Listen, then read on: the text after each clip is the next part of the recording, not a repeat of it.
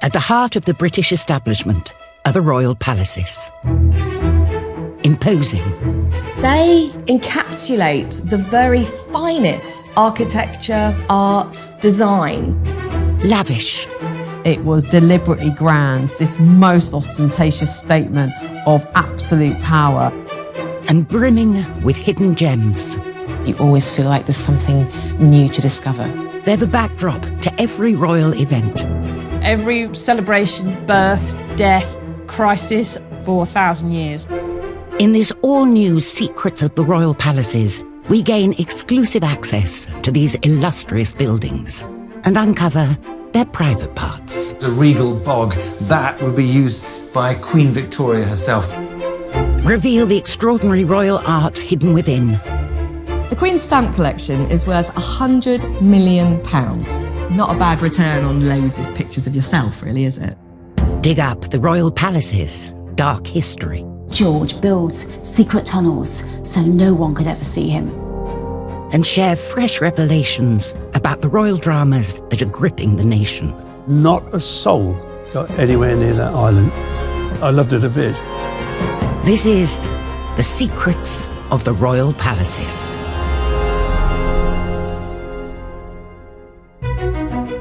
In this episode, the secret plans of a royal king to destroy Hampton Court Palace. This plan shows that they're saving Henry VIII's Great Hall. But for the rest of the palace, forget it. They can level the lot. We uncover the secret symbols hidden in Prince Philip's funeral and why whistles were played. He sacrificed his very promising naval career in order to support the Queen. And we reveal how a queen was butchered alive at the hands of her doctors and left to die at St. James's. Part of her bowel was poking out of her stomach. He had to push it back in again. Instead, the decision was made to chop bits off. Britain's royal palaces. Magnificent, sensational, extraordinary. They are the envy of the world. But of all the royal residences, Windsor Castle is the palace closest to the Queen's heart. Windsor Castle is really the home of the royal family. It's been a lived-in castle for 1,000 years. It's also the place where most members of the royal family are laid to rest, in the catacombs under St. George's Chapel. The most recent royal to be buried there was Prince Philip in April 2021, in the middle of the COVID pandemic. But it's little known that his funeral ceremony at Windsor was packed with secrets and hidden symbolism planned by the prince himself. I think he'd relished the planning of it, just as his uncle Mountbatten spent decades planning his funeral. This was a very, very personal order of service, and it was planned to show different elements of his personality. Royal coffins are usually carried on a gun carriage, but Philip's coffin arrived in an odd-looking Land Rover, a nod to Prince Philip's passion for British engineering. He was most involved in helping to customise the Land Rover that his coffin travelled on. He chose the particular shade of green that it was painted. He designed it so that his coffin would slide onto the back of it. So there were lots and lots of personal touches. His funeral procession also featured another strange vehicle, an empty riding carriage. The carriage contained just a driving cap, a whip, and a Tupperware box of sugar lumps. A reference to his favourite sport that he had helped to popularise, carriage driving. It was never really a big part of his public life. It was a private interest. But I think just how important that was to him really came to the fore during the funeral. This was also a passion he shared with friends and family. Then there was the giant flag that coated his coffin with a complex pattern of hidden messages. So his standard, his personal flag, reflecting all elements of his life. His Greek heritage, his Danish heritage, Mountbatten family, which of course was so important to him, and finally Edinburgh, as the Duke of Edinburgh, all reflected in that standard, and elements that he was clearly proud of. But there were more than visual symbols on display. His arrival in the chapel was accompanied by a series of strange sounds. Bosun's whistles to honour his record as a naval veteran. These bosun's whistles were used On ships, on the sea, when the noise of the sea was so loud, you couldn't hear a verbal command, but you could hear a whistle, and then different whistles meant different things. As the pallbearers prepared to carry the coffin into the chapel, they whistled the side, used to welcome senior officers aboard, followed by the carry on, the call for crew to resume duties. This attention to naval procedure indicates that the Prince's naval service in World War II remained of central importance to him. It did really hit home. It really underlined this active service that he had seen. He sacrificed his very promising naval career in order to support the Queen when she became Queen. Philip's symbols were everywhere, but they were not the only secret messages on display.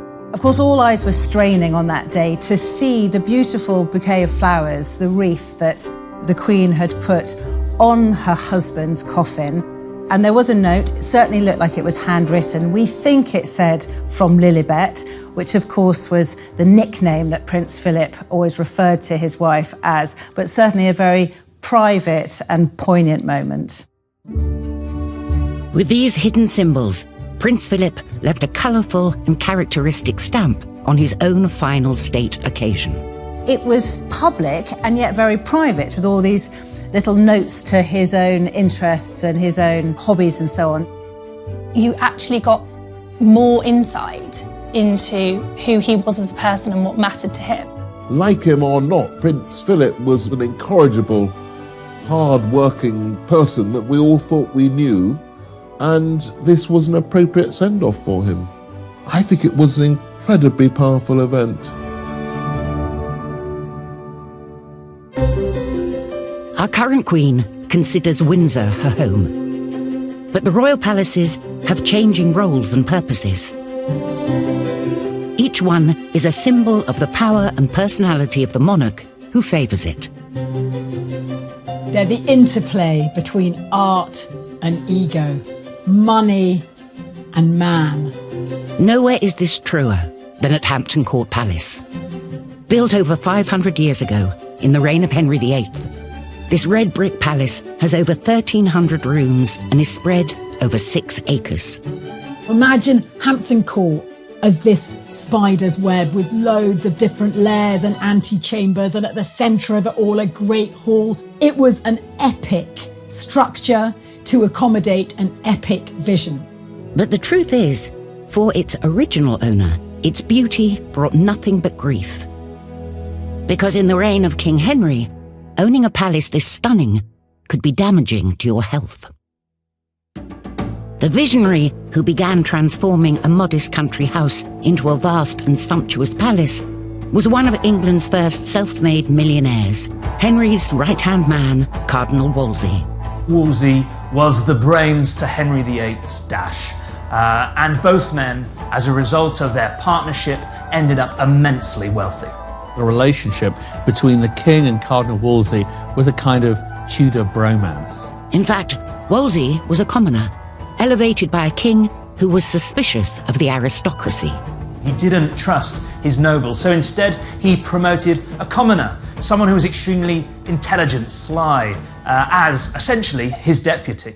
In 1515, Wolsey decided his new wealth and power meant he deserved his own great pad. But unlike the conservative English nobility, the well-read commoner was open to new ideas from abroad.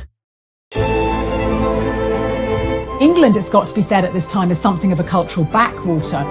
At that time, the new art and architecture of the Renaissance was taking Italy by storm. Europe, this is the great era of Renaissance art, from Michelangelo's Italy, the Sistine Chapel, what's going on the continent. Inspired by the Italians, Wolsey built his new palace around 3 courts, or courtyards, 2 of which remain today. But until recently, it was not realised just how much the Renaissance influenced the design. By piecing together the original palace footprint, architectural historian Jonathan Foyle has uncovered its hidden design secrets. I've got a ground plan of the palace, and ground plans can tell you a huge amount. The outside of the base court is a perfect square, but drawing a circle around that square lays out all of the parts of the kitchens and the service to the Great Hall, the middle of Clock Court. So this use of compasses to create an external shape to discipline your building is part of a new departure. Architecturally, Hampton Court is super important. And what Wolsey did here is followed an Italian rule book and created a palace which has really no parallel in England. When it was completed, Wolsey's Hampton Court was said to be so pleasing to the eye, it outshone any of Henry's royal palaces. But its very brilliance was a mistake Wolsey would live to regret. If you build a palace that outguns the king's abodes, it's hardly tactful, is it really? And when you've got a king as paranoid as Henry VIII, that's not a good idea. Henry was a classic paranoid dictator. Soon after, when Wolsey fails to get the king a divorce, the bromance collapses. The paranoid dictator turns vengefully on his deputy, and Wolsey is desperate. Wolsey gives Henry Hampton Court as a kind of peace offering. In much the same way that you might bribe a mafia don who you think you've fallen out with because you're terrified of losing your life. The bribe did not save the cardinal. Wolsey was banished to York and later arrested for treason. He died on his way to London to stand trial. With Wolsey's downfall, Henry effectively damns his memory, and he does what many dictators have done in history, and that's basically chiseled out his name. So all over Hampton Court Palace, all indication that the palace was once owned by Wolsey disappears. So next time you visit, spare a thought for the cultured cardinal, whose vision created the first small outpost of the Renaissance in England. Coming up, we reveal a secret meeting where the Queen saved a palace and made a fortune. I think it must have dawned on HM, who's an extremely shrewd investor, that we're onto a good thing here. And how Queen Anne's palace became a place of secrets and lies. All kinds of rumours were put about saying the Queen was having a sexual affair with first Sarah and then Abigail.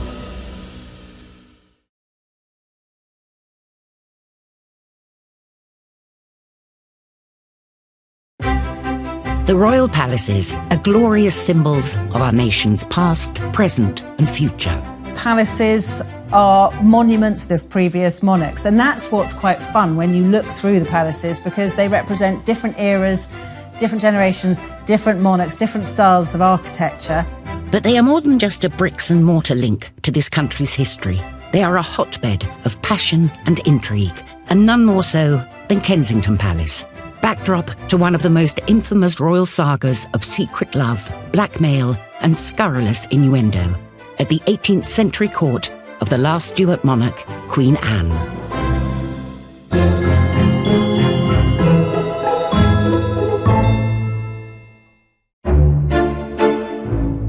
Queen Anne was shy, self-conscious about her looks, desperate to have a child, so she suffered a lot of sadness. Sarah Churchill was the woman with everything. She had wit, beauty, money. She was an incredibly powerful, charismatic figure. She and Anne had been friends since childhood. When Anne becomes queen, Sarah gained money, power, status, and she and her husband were named Duke and Duchess of Marlborough. Sarah believed that Anne was so in love with her that Sarah could do pretty much whatever she liked, but that wasn't true. In 1704, Sarah helped place her cousin, Abigail Masham, as bedchamber woman to the Queen. Sarah thinks that Abigail is very humble, rather lowly. She thinks nothing's going to happen. She thinks it'll create more loyalty for her. But instead, Abigail really sees an opening here. She sees what Sarah's done. And what she starts to do is really get the Queen to be dependent on her. Abigail performed intimate duties for the Queen. And increasingly the Queen starts to say, I prefer Abigail. Sarah feels her power slipping away. She and her husband try to scheme to get Abigail out of the court. They fail. Then they spread scurrilous rumours that the Queen's having a sexual affair with Abigail. The Queen is so hurt by Sarah's lies, she dismisses Sarah from court, and Sarah loses all her privileges and the money tree is cut off. Sarah is devastated, she's furious, but Anne will not have her back. Anne really now is all about Abigail, and Abigail remains her favourite, gains all of Sarah's positions until Anne dies in 1714. All kinds of rumours were put about saying the Queen was having a sexual affair with first Sarah and then with Abigail. This was the ultimate royal love triangle. We will never know the truth, we can speculate. But what it definitely shows are two women who saw really that they could exploit and use the Queen for their own power and their own privilege.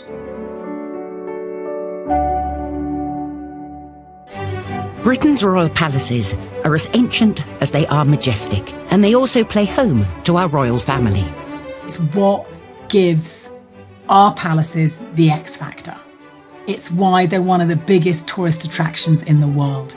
But neither the monarchy nor their palaces are indestructible. And in the early 1990s, it would take a top-secret royal meeting to save both the palace and arguably the monarchy itself. On the 20th of November 1992, the Queen suffered a terrible blow when Windsor Castle went up in smoke. The Queen loves Windsor. I mean, that is her primary residence. So to see her primary home go up in smoke and flames must have been heart-wrenching. Although the fire was brought under control, priceless treasures were destroyed. And because both the building and its contents were so valuable, they were uninsurable. Rebuilding would cost a fortune. The repairs for the castle were going to cost a considerable amount. Reports suggested, up to £60 million, potentially. The prospect of this enormous bill being borne by the taxpayer caused a popular revolt. It was a bit of a shock when it was announced that the public would be paying for it. We will be footing this. That did not go down very well. The divorces were happening, there was a lot of bad publicity going on with the royal family. We were coming out of a horrible recession. There's still a lot of unemployment, lots of people short of money. And then there's the Queen, expecting us to dip into our pockets. The monarchy was in crisis. Both their finances and their very legitimacy may never have recovered. But behind the scenes, the Queen would act, convening a top-secret meeting of senior royals to plan a way forward. And out of it would come an extraordinary plan, devised by the Queen herself to save the castle. She would open Buckingham Palace to the public, £8 a ticket, to raise money for the repairs. It was a royal game-changer. But would it work? Found all over the country, the royal palaces of Britain come in all shapes and sizes. Britain's palaces are like the royal family themselves. They're each unique, they each have an individual style. But few are as odd as Hampton Court. Hampton Court looks like two palaces in one. Hampton Court's strange, it's a bit schizophrenic. The secret truth is that Hampton Court owes its appearance to a rollicking royal rivalry that got really out of hand. When Dutch King William III took over the English throne, he favoured Hampton Court over all the other English palaces. William III didn't care much for the palaces of London. He suffered from asthma, they didn't suit his lungs, frankly. But he also enjoyed the space and the landscape that surrounded Hampton Court because it reminded him of the Dutch palaces that he knew from his origins. But the palace was also attractive for another reason. It was where William wanted to poke his finger in the eye of his big royal rival, King Louis XIV of France. The rivalry between Louis and William was baked in. Louis XIV thought he was the most important monarch in Europe and arguably the world, styling himself the Sun King, by which he meant everything revolves around me. Louis had just trumped William by unveiling his new mega palace, Versailles. Other monarchs of Europe saw what Louis XIV had achieved with Versailles just outside of Paris, and they were awestruck. There was nothing like it anywhere else. And they were all extremely jealous. I mean, they are quite annoying, the French, aren't they, when it comes to architecture? They just did it way better than us. It was like eye candy. And I think William wants a bit of that. He thinks, I can do this better than that. I'm French king. Hampton Court was the perfect location for an English mega palace. What William III could do here is not only rebuild a palace, with a kind of similar air of magnificence, but surround it with gardens and statuary and fountains that made a political point. This was one-upmanship. Hampton Court was to be Versailles-on-Thames. William hired top English architect Christopher Wren, and within a few years, Wren had torn down and rebuilt the south and eastern facades in the same Baroque style as Versailles. The way that the windows march along the facades in a kind of regular way, all this is part of Baroque architecture, where you have the money and you have the organization to create something which is beautifully proportioned, but also a real imposition. It's something which speaks of power. This is his response to Versailles. And in the gardens, William couldn't resist another dig at Louis. The statue represents Apollo, who Louis XIV reckoned that he was incarnate. It shows Apollo, but does it show him in glory? No, it doesn't. It shows an Apollo looking north to William III's palace. He's covering his eyes. He's saying, all right, it's a fair cop. I've been outshone. But a secret set of rarely seen plans reveal that William and Wren weren't finished with their renovations. This is a ground plan of the palace that William and Mary wanted to be built. It's from Christopher Wren's office. And on this side, it's where Clock Court is, and that was where Base Court was to be demolished. And then north of the hall were the kitchens and the yards out that way. So all this area was to be swept away. This plan shows that they're saving Henry VIII's Great Hall. The rest of the palace, forget it. They can level the lot because it's just kitchen buildings, it's storage, it's old-fashioned. Pull it down. They want something neater, newer, grander. Something which isn't ashamed to stand on a European stage. If the plan of William and Wren had been followed, Tudor Hampton Court as we know it would be gone. So why is it still here today?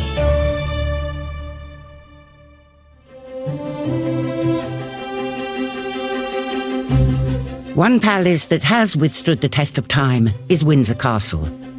Built over 1,000 years ago, it is considered by many to be one of the most sumptuous and recognizable buildings in the world. And it's also the perfect place for a photo, from royal weddings to royal holiday snaps, summits to state occasions. A palatial palace environment is all important. The palaces are really the backdrop to British history. And Windsor Castle was the location for one of the most significant portraits Queen Victoria ever sat for.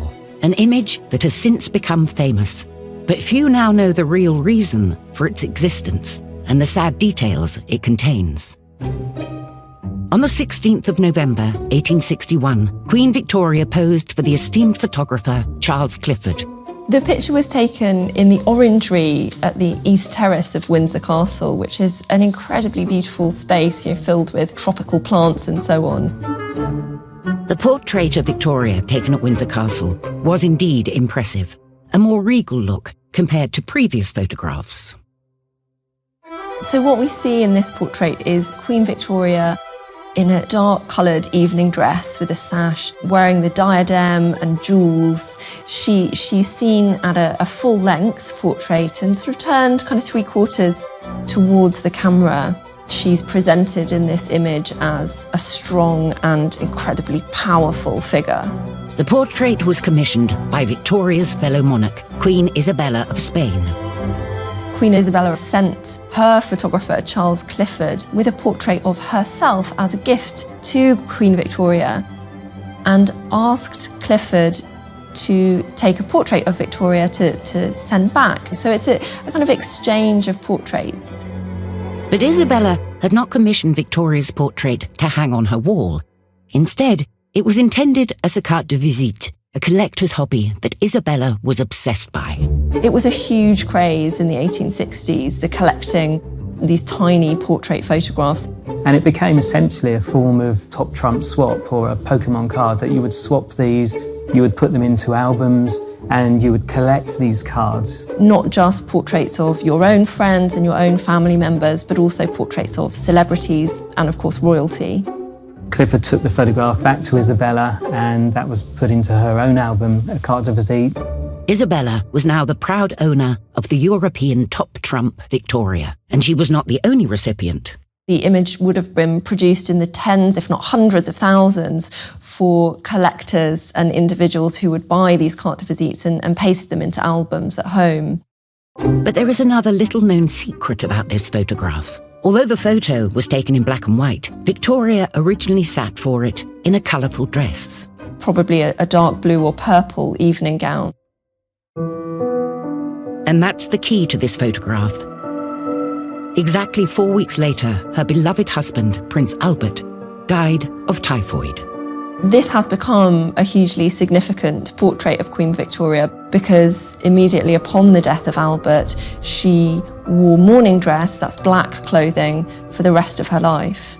And she goes into hiding at her palaces at Windsor, Balmoral and Osborne House. This photo would be the last time we saw her in anything but black. Overnight, a collectible trinket became a poignant symbol of Victoria's life and her reign. In a way, it humanises Victoria. It's an incredibly powerful photograph, but it's been powerful because we've got the context. We know what happened next.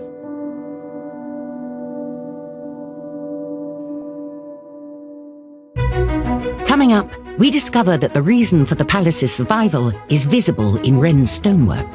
The reason is because any stone brought from Dorset down the English Channel would now be travelling through a war zone. And we reveal the surgical disaster that led to the demise of a queen at St. James's Palace. They kept on chopping and chopping and chopping to try and get themselves out of the hole, but there was nothing they could do.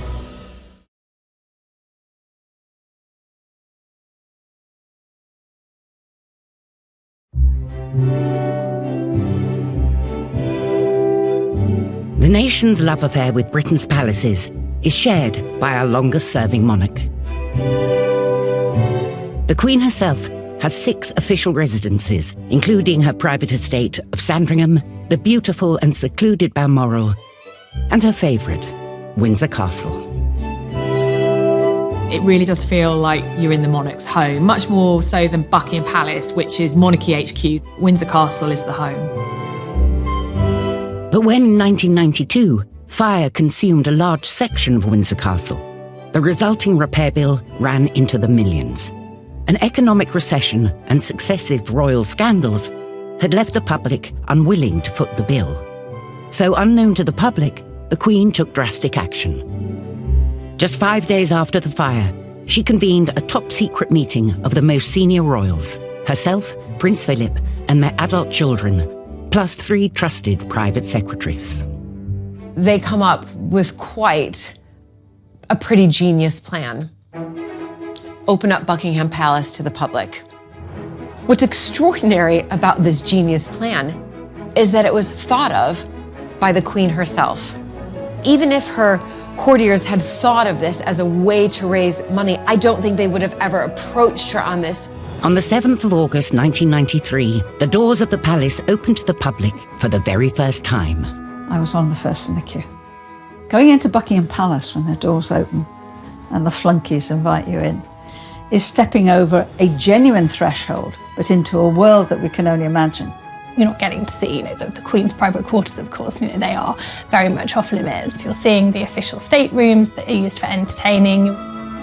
But actually to go round the staterooms into the throne room, actually to look longingly at the throne and think, is anybody looking around? Can I go and sit on it? In some ways, the reality was a bit of a shock. It is very grand, but it is also a very old building, and you very much do get that sense when you're inside. I was expecting huge rooms, very impressive, intending to show power and glory and all the rest of it. And there was a lot of red and a lot of gold, but it was all tarnished and dusty.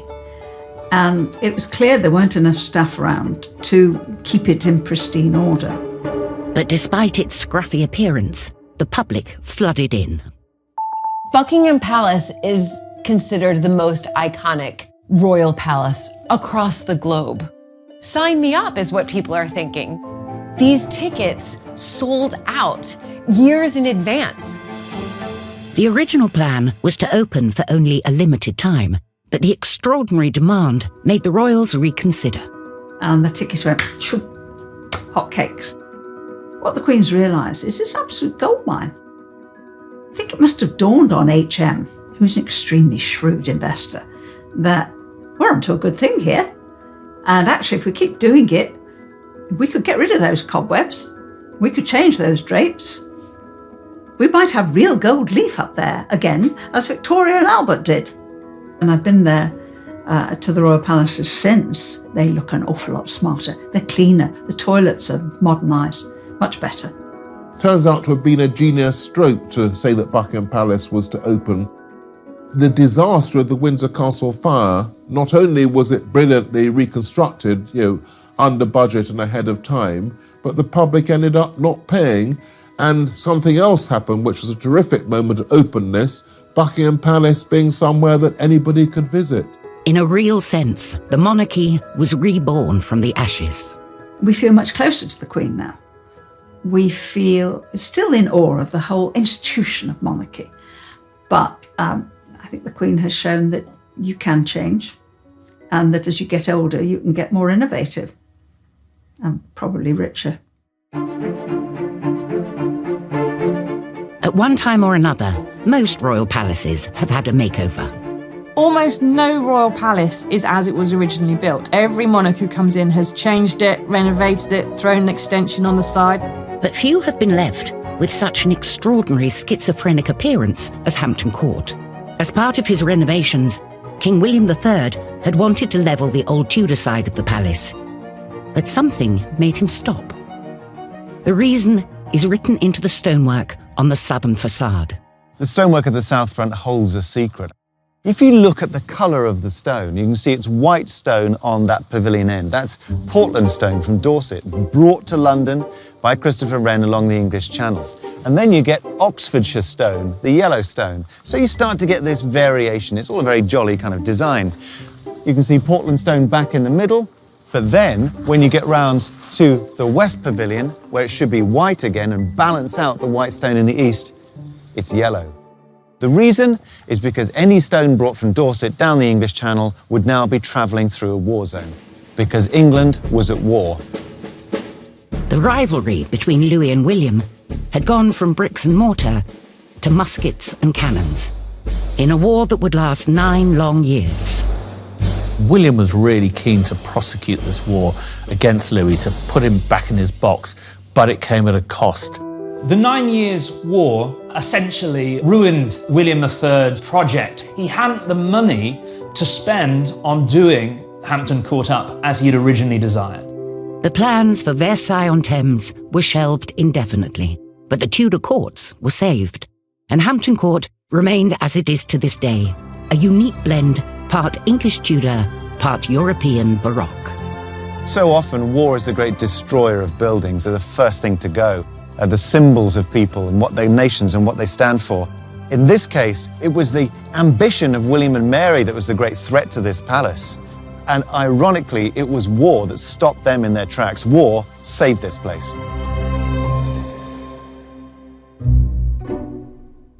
The grandeur of royal palaces is not restricted to the buildings. Royal parks and gardens also play their part in creating the sense of regal prestige. One of the first green-fingered royals was King George II's wife, Princess Caroline of Ansbach. From her home in St. James's Palace in the 1730s, she masterminded the beautification of nearby Hyde Park and the creation of the much-loved Serpentine Waterway. But all Caroline's abilities could not save her when the doctors called.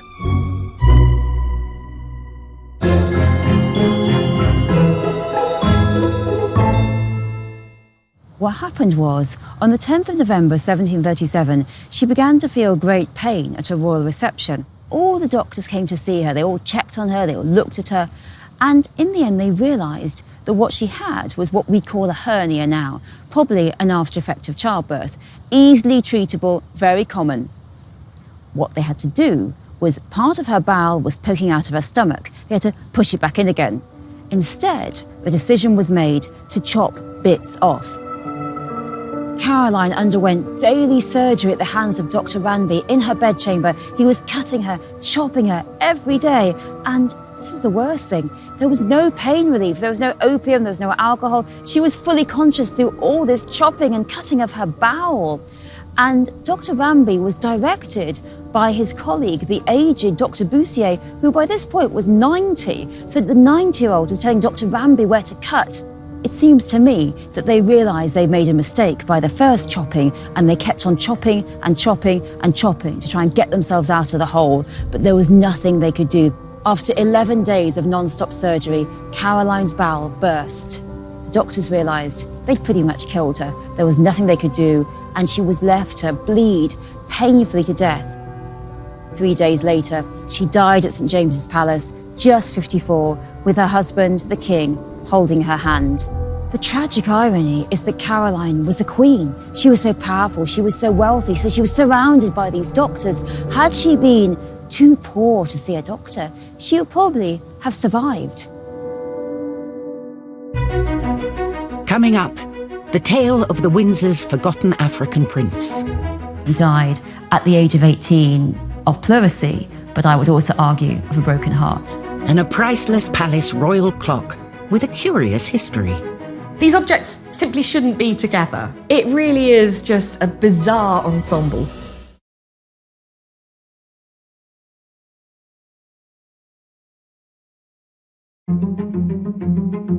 People travelled from all over the world to visit Britain's magnificent royal palaces. Windsor Castle alone gets more than 1.5 million visitors a year. But in the 19th century, one visitor was there very much against his will, and his bones still rest in the grounds of Windsor Castle today. This is the tragic tale of Prince Ali Meyu of Ethiopia.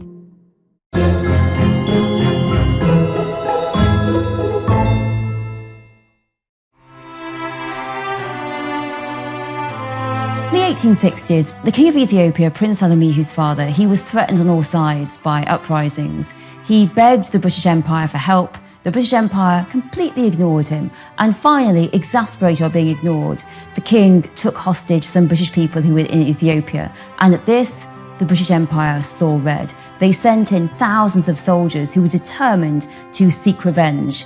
And met by this huge army, the king committed suicide, the soldiers looted the castle, they took all the Ethiopian treasures. The British took the Empress and the Crown Prince back to England.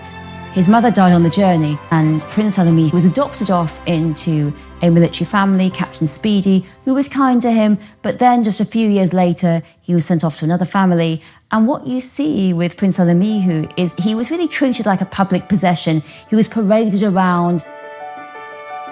The prince was in this impossible position because on one side, he was expected to perform the role of the perfect English gentleman. And on the other side, he was expected to be the African symbol, the African prince. So it was very difficult for him to be both of these things at the same time. And on one hand, they were erasing his past, and on the other hand, asking him to be Ethiopia to show that Britain was so benevolent and kind and had rescued him. So Prince Ali Meyu was sold to the British public as a rescue, as being saved, as yet another black person rescued by white people and giving him a better life. Instead, he lived a life of misery, of neglect, of being used as a spectacle in England, and finally died at the age of 18 of pleurisy, but I would also argue of a broken heart.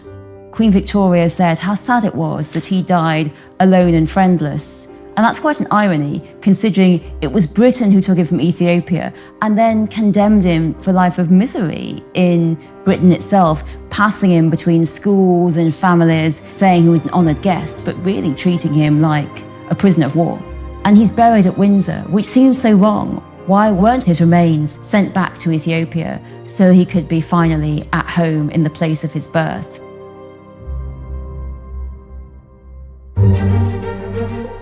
Britain's royal palaces are loved for their imposing architecture, but they are also cherished for the beautiful objects that fill their interiors. The Royal Collection is one of the largest, the greatest, the most important art collections anywhere in the world. It's worth countless billions of pounds. Buckingham Palace houses its fair share of royal treasures, but few are as odd as an ornament that graced the mantelpiece in the palace's Chinese drawing room for over 150 years. The curious Kailing clock. First sight, it looks like it's a classic Chinese piece. So you've got these two wonderful turquoise lions. You've got foliage reminiscent of Chinese symbols like the lotus and the sunflower. But actually, when you start to look more closely, you realise that all is not exactly as it seems. To start with, it's not just Chinese. When you look at the top, there's another little figure. This is also porcelain, but it's Japanese. It's the Japanese god of luck. And it gets more confusing. Although the sculptures come from Asia, the clock was made in France. The clock mechanism itself is entirely French, as is the case and also the gilt bronze base. These objects simply shouldn't be together. You've got these figurines from China, you've got something from Japan, you've got a clock element from France. It really is just a bizarre ensemble. The clock's creation can be traced back to the royal family's own bizarre ensemble, George IV. The wayward Playboy prince commissioned it in the 1820s as decoration for the exotic pavilion he was building in Brighton. George IV had incredibly wide, eclectic tastes, and this piece was perfect for his pleasure palace at Brighton, which was itself this incredible fusion of Asian and European styles. It is so Prince Regent. I'm not entirely convinced he's successfully made a beautiful object, but it really does give us an insight into the sort of person he was. But when his straight-laced niece Queen Victoria came to the throne, she was not amused by his exotic pleasure palace and quickly got rid of it. In the winter of 1847, the Queen totally strips Brighton Pavilion of everything. So paintings, furniture, decorative arts. The Kailing clock itself gets taken away and shipped off to Buckingham Palace. Which is why the peculiar Kailing clock ended up ensconced in London, separated for 170 years from its outlandish pavilion home. But just recently, they've been reunited. In 2019, the Kailing clock did come home to Brighton. While Buckingham Palace was being renovated, the Queen loaned it back. It's back in this ornate chinoiserie-inspired interior for which it was originally intended. So it's just fantastic that people have had the chance to see it back in its pride of place. It's had a chance to come home after nearly 170 years. Next time on Secrets of the Royal Palaces, we uncover the inside story of the hours after Diana's death. Just for that millisecond, we thought she was alive. We reveal how even royal palaces couldn't protect a prince's private lives. Scotland Yard told the royals this is serious and it is illegal. And we find out who captured one of the most intimate portraits of the Queen at Windsor. She likes a sense of humour. There is a fondness there.